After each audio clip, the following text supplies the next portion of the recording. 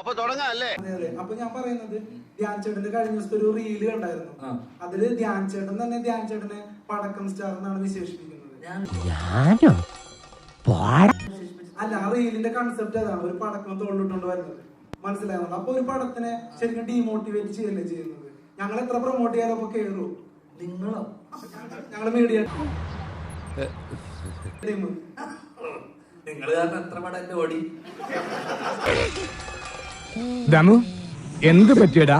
ഏയ് ചായ നെറുകന്തലേ കയറി ബ്ലോക്ക് ആയതാ.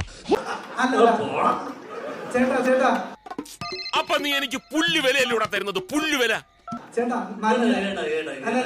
ധ്യാൻ ചേട്ടാ, ഈ പരിപാടി ഞാൻ ഈ പരിപാടി കുറച്ച് കാലം ഇതുവരെ കാണുന്നതാണ്. ചേട്ടനിപ്പോ കപ്പൽ നിങ്ങൾ കാരണം എന്റെ ഓടി ഒരു പടം പറഞ്ഞു. എനിക്ക് പറഞ്ഞ എന്റെ കൊള്ളാവാത്ത ഒരു പടം നിങ്ങൾ കാരണം നീ കാരണം ഓടിച്ചു പറഞ്ഞു. നല്ലൊരു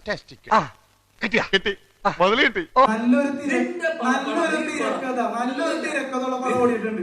നല്ലൊരു തിരക്കഥയുള്ള പടം ഓടിയിട്ടുണ്ട്. ചേട്ടൻ ഏത് നല്ല തിരക്കഥ എഴുതിയിട്ടുണ്ട്? പൊട്ടിയ പടം പറ, പൊട്ടിയ പടം പറ. നീ തോറ്റുപോയി മുന്നിൽ. ഇല്ലില്ല, തോറ്റുപോലെ ചേട്ടാ.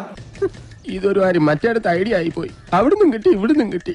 ഇനി മരിച്ചാൽ ഐഡിയ പറയില്ലേ. കപ്പല് മുതലാളി താരതമ്യേന നല്ല പടമാണ്. നിനക്ക് ഇഷ്ടമായ നിന്റെ ഇഷ്ടം, എന്റെ ഇഷ്ടം ഇഷ്ടമില്ല പടം. കിട്ടിയ മുതലും പലിശ ചേർത്ത് കിട്ടി.